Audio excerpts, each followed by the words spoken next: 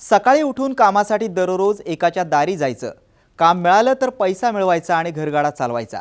मात्र यातून आपण काहीतरी वेगळं केलं पाहिजे या जिद्दीनं संजय वानकर यांनी रोजंदारीवर जाणं बंद केलं आणि गुलाब शेतीला सुरुवात केली। जिद्द आणि मेहनत यांच्या जोरावर वानकर यांचं गुलाब शेतीमुळे रोजंदारीवर जाण्याचं थांबलंच, पण वर्षाकाठी 2.5 लाखांचं उत्पन्नही मिळू लागलं।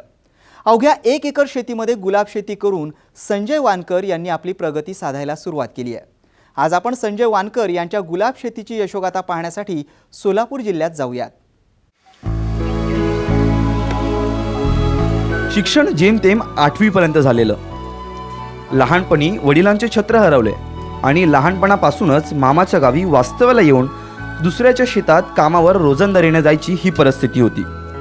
सोलापूर जिल्ह्यातल्या मार्डी इथल्या संजय वानकर यांची आईनं काबाड कष्ट करून 2 एकर जमीन विकत घेतली। मात्र पाणी नसल्यामुळे जमीन बटईने म्हणजेच हिस्स्याने देऊन लोकांच्या शेतात वानकरांना मजुरीने जावे लागे। दुसऱ्याच्या शेतात किती दिवस मजुरी करायची हा प्रश्न संजय वानकरांना कायम सतावत असे। त्यामुळे संजय वानकरांनी कर्ज काढून शेतात बोरवेल मारला।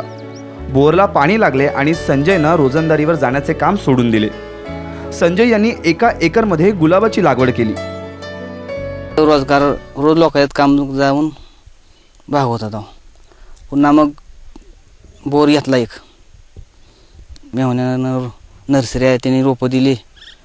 1 वर्षाला भाव नाही, हीच आपलं परवडतं म्हणून आम्ही हीच लावलं। वानकर यांच्या मेहुण्यांची पुण्याला रोपवाटिका आहे। मेहुण्यांनीच गुलाबाची रोपं दिली। 6 बाय 3 फूट या अंतरावर गुलाबाची रोपे लावली। गुलाबाच्या रोपांवरील कीड आणि रोगांच्या नियंत्रणासाठी दर आठवड्याला औषधांची फवारणी करतात। दर 3 महिन्याला DAP खताची मात्रा आणि 8 दिवसाला औषधांची फवारणी केली जाते। जूनला छाटणी करायची, 1 महिन्याला अजून फुटतो ती खतं घालायचं DAP आणि बाजारात न्यायची एकाला औषधं आठवड्याला औषध मारता। गुलाबाच्या फुलांची विक्री सोलापूर कृषी उत्पन्न बाजार समितीमध्ये केली जाते। फुलं तोडल्यानंतर 7 फुलांची एक पेंडी तयार केली जाते। 7 फुलांच्या पेंडीला सरासरी 10 ते 15 रुपयांचा दर मिळतोय। वर्षाकाठी 1 लाख रुपये खर्च येतो। वर्षाला फुलं विक्रीतून 2,20,000 रुपये तर बेण्यासाठी डोळे विक्रीतून 30,000 रुपयांचे उत्पन्न त्यांना मिळते।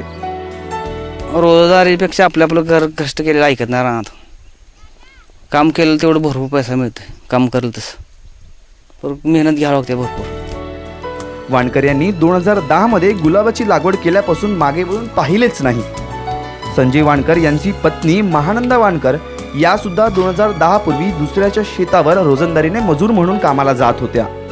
गुलाबाची शेती करायला सुरुवात केल्यापासून महानंदा या देखील शेताच्या कामात मदत करतात। संजय यांची आई चिंगाबाई वानकर या देखील गावातील मंदिरामध्ये गुलाबाची फुलं घेऊन विक्रीसाठी बसतात। वर्षभर काय त्याचं उत्पन्न होतं, मग वर्षांनी परत आम्ही चांगलं सुधारली बाग सुधारल्यावर परत कळ्या फुलं चालू झाल्यावर आम्हाला समाधान वाटलं।